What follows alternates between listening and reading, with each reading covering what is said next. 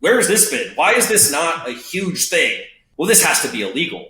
Obviously, like, this is too good to be true. There's no way this is really going on. And now 300 deals later, never been sued, never even really had a seller genuinely upset with me with a completed transaction.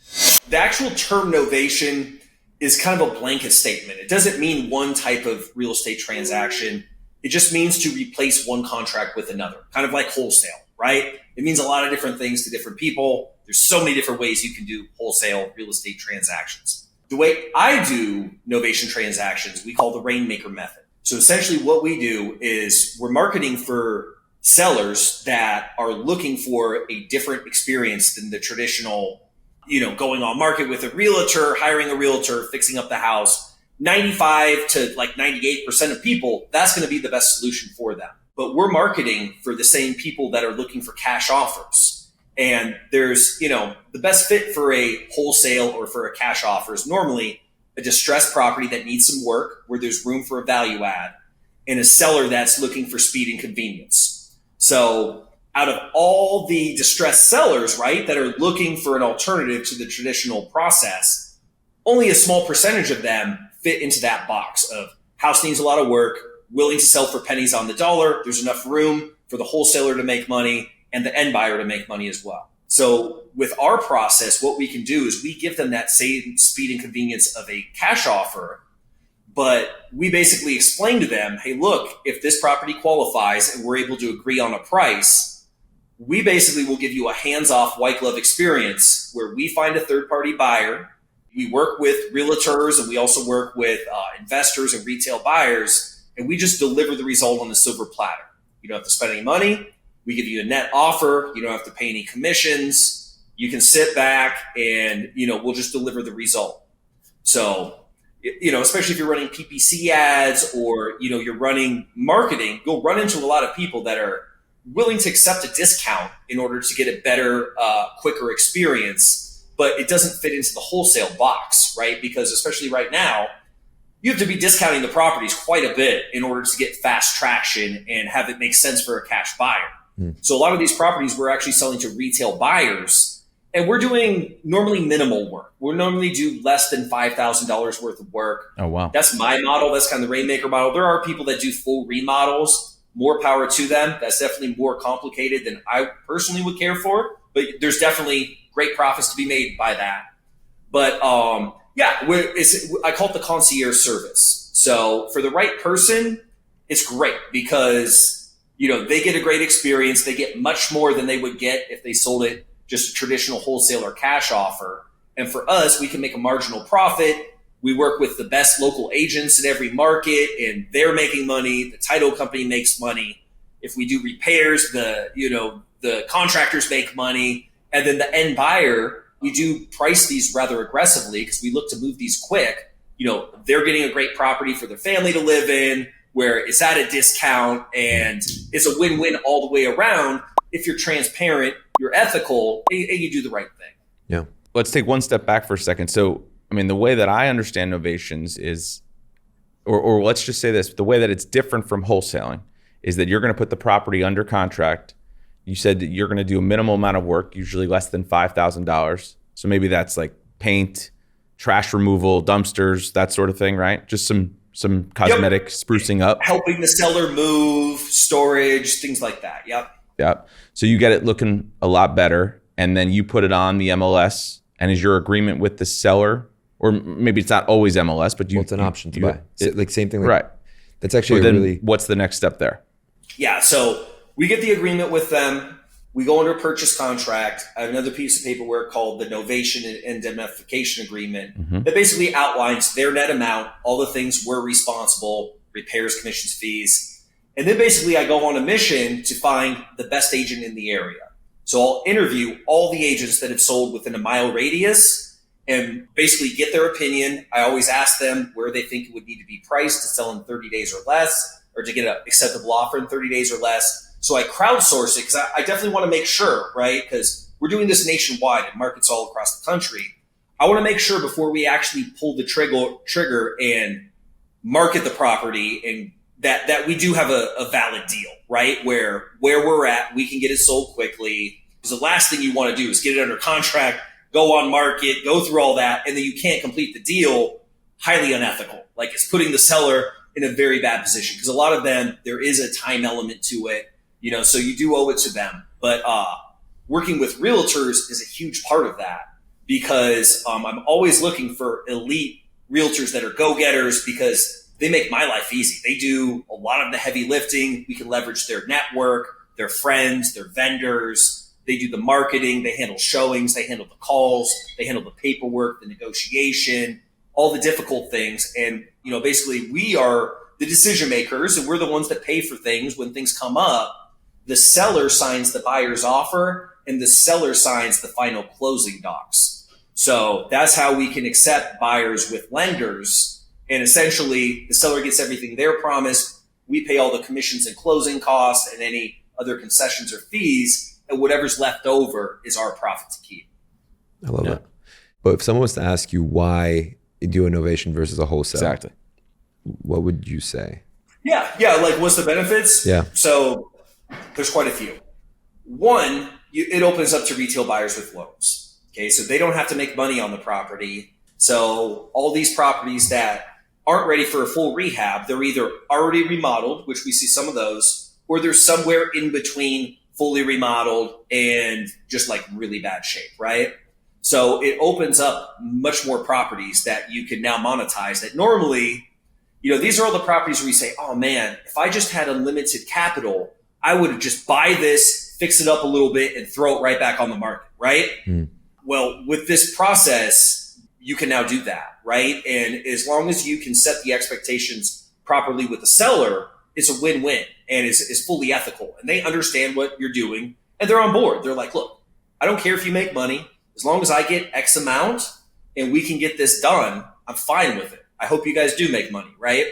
That's one. Two, even for your wholesale deals, the cash only as is, especially if you're in smaller markets where there isn't a big cash buyers list. There's not a lot of investor activity, right? You can throw this on the market, and you now open this up for, say, Handy Andy that wants to take on a project, the guy that has a mechanic shop or a small business that wants to be a landlord. He's going to put some sweat equity in it. His cousins are going to go help him. Non-professional investors are typically looking on the MLS, right? Or mom and pop landlords. It opens it up to so many more eyeballs to be able to do that. So a lot of times we can make deals work in small markets that normally it's a wholesale would be impossible. Yeah. I think it's interesting because there's so many times, like you and I have looked at deals, right? Maybe you're locking up something at $400,000, right? And you think the ARV is, let's say, $450,000. Yeah, but the margin's too tight. But you're like, shit, after I close on it, I pay my closing costs, I pay my title, and then I put it back on the market at $450,000. I got to pay a realtor, and then I got to pay transfer tax. You're like, my spread's going to be $20,000. Is it worth it for me to buy this, put all this time and energy into it, and only make $20,000 or $15,000 or $20,000? But in your situation, you're taking advantage of the fact that you don't have to. I shouldn't use taking advantage. You're not having to close on the property, so you're not incurring transfer tax. You're not incurring title. Exactly. Yeah. No hard money costs. You don't have the same exposure if you're using your own cash, and So there's a lot of advantages to it. Absolutely. So it's kind of that hack that we all thought wasn't possible, but we wished like there was some way. Yeah. That's why like my jaw dropped when I first heard about this, because like, where has this been? Why is this not a huge thing? And then of course the next thing I went to is, well, this has to be illegal. Obviously, like this is too good to be true. There's no way this is really going on. And now 300 deals later, never been sued, never even really had a seller genuinely upset with me with a completed transaction. All the different title companies we've used, all the different states. And the main thing is this: you have to have your paperwork right. You have to disclose everything, and you have to do the right thing with the seller. You have to put the seller first and realize there's sometimes you have to make decisions where you may be losing money, right? Like literally losing money, or like not making as much as you could, but you have to do the right thing for the greater good of both the seller. Like there's more responsibility to the seller because there's more trust involved. Right. We're not promising to buy their house. We're doing a concierge service where we're putting all the pieces together and facilitating the transaction in that way. Right. So, you have to be ethical with it, because that's what will make this no longer legal, is if people are selfish and people do dirtbag stuff. Right. And then someone's going to get harmed. It's going to be on the news. Yep. And then slowly they will completely outlaw it. So. Yeah. Now, I don't think we've come out and actually said this just yet. So I want to make it crystal clear for anybody who's still just a little bit confused about the process. So the example I gave you before, if I'm in contract to buy the property from you at $400,000, and I'm going to do a little bit of work and put it on the market, and maybe I can get, let's just say I put in $5,000, like the example you get, and I put it on the market and I could sell it for $450. My agreement with the seller is no matter what I sell it for, you're getting your $400. Correct. Okay. All right. I just want to make sure that was crystal clear. Minus mortgage, taxes, and any pre-existing debt. Any closing costs, fees, commissions, concessions is all our responsibility. So how would you explain it? And maybe, we want to do a role play or however we want to present it. How's that conversation go with the seller where it's like, hey, I'm going to take your house, I'm going to put a little bit of money into it, and I'm going to sell it for more, but you're fixed at this price? Because I imagine, like you said, some sellers would say, well, wait a second, maybe I could go borrow that $5,000 from my aunt or my uncle, or maybe I have it myself. So the whole call, we're looking at it from the lens of a cash offer. So there's two parts of this, right? There's the sales process of it, and then there's the actual mechanics of the deal.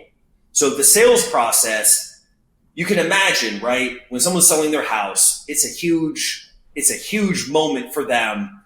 They're very anxious about it, and people naturally default to inaction. So having a compelling sales process is very important in this. And that's what I teach in my Rainmaker training and my group and everything, but I'll give it to you in a nutshell. Okay. The sales process, there's 3 phases. Okay. There's the discovery phase. In the discovery phase, we just look to pull out all the information about the house, the seller's situation, any moving parts that we need to be aware of to provide the perfect solution. So there's no negotiation in this. There's no pushback. There's no friction. We're just there to listen and empathize and try to gather as much data as we can. Okay. The second part of it is what we call the anchor phase. Okay. So the anchor phase is where we have to basically realign their expectations with the reality of what it's going to take to get the speed and convenience and the process that they're looking for. Because that naturally is humans, right? We want our cake and eat it too. They want all cash as is, close tomorrow, full retail, and no repairs, no commissions, right? If they have their way, they have everything in the world. Mm-hmm. So in the anchor phase, this is where basically we present some recent market data, right? Where this is what investors are paying in the area. Likely an investor offer is going to come in this range. We also go over like what repairs would cost to get up to the condition of ARV. And we cover all the different points that are going to help realign their expectations with reality. So here's the thing. A lot of these people, they've already talked to 5-6 different people, and nobody's able to meet their expectations, and their problem's not getting solved. Yeah. Because unfortunately, their expectations don't align with reality. Like they're looking for someone that's going to overpay, and they keep thinking they're going to find it. But the reality is, look, if that ever does happen, it's a rarity, because normally people that have money to buy houses cash, they don't get that way by overpaying for stuff and not knowing what they're doing, right? There's always a chance someone will overpay, but you can't count on that. So in the anchor phase, where we realign their expectations, we always use as a negotiation tactic, basically deferring to a third party of like, hey, look, I'm not a decision maker. I'm just here I'm a glorified information gatherer. I'm going to have to pass this on to the powers that be. They're going to make the final decision. And basically we use low anchors there to reset the expectation and get them to agree to some lower ranges. Okay. The third phase is what I call the deliver phase. So this is where we actually deliver the offer and close with action. And the way that it works is, unless they are just willing to accept a price that I know would work for cash, I let them know, hey, look, we've had a chance to evaluate everything. There is a price that we would be comfortable buying this house cash, but to be frank with you, it's probably not going to end up being a match, because it's considerably lower than where you were hoping to be. We could move forward with the all cash purchase at X amount, but I know that's probably not going to work for you. They're like, yeah, no, that definitely won't work. And they'll say, well, however, I do have some good news, because I was telling you earlier, we're a creative real estate investment company. We offer a few different options. Like for creative solutions, And the one I was really hoping to get you qualified for is called the concierge service. Okay. And the concierge service, essentially you get all the benefits of a cash offer, meaning you don't have to fix anything. You don't have to pay any closing costs. You don't have to pay any realtors. It's a hands-off white glove experience where we deliver the result on a silver platter. But basically, from doing so many deals in New Jersey, we have all the resources, tools, network to get deals done very quickly, right? And for certain properties that don't fit our criteria, if we can qualify them, we actually will agree to a net price with you. We agree to do all the legwork involved in getting the deal done, and we're going to resell our contract to a third-party purchaser. So basically, you can get much more than you would with a typical cash offer, but still have a very similar experience. So I have everything written up in black and white. Let me go over all the details. I'm so excited. We're able to get this approved.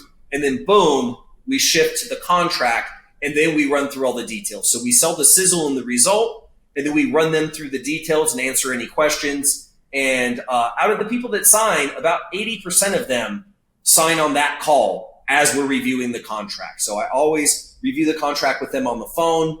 On the sales end of it, it's very important to have control because it's very easy for people to talk themselves out of it, get confused, default to inaction. So I look at it as like, look, if I get off this call without them signing, there's a very good chance their problem's not going to get solved, right? Yeah. They're either going to get frustrated and sell to someone pennies on the dollar, or they're just, they're not going to have a solution, or they're going to have to go through a traditional process that they were trying to avoid. So I run them through all the details. They sign on the spot, and then boom, now we have a new contract, and now we start our process. But during the contracts where everything gets divulged, I don't sell them on the details. I sell them on the result, and then they logically justify it on the details. So we do full disclosure. Like I literally, if you guys see my videos, you probably have, I read through the whole contract. And I explain it too. I break it down because I want to make sure I have their heart and mind.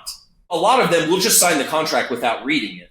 But the problem is that when we actually act on the contract, I haven't won their heart and mind. They're going to be very upset because their expectations are not in alignment with reality. So it is very important. They understand it, they agree with it, and they're bought in and they're on board. Because if they're not bought in and on board, the deal's not going to work anyways. So it's very important you set those expectations so everybody knows what they're getting into, and we do what we say and say what we do.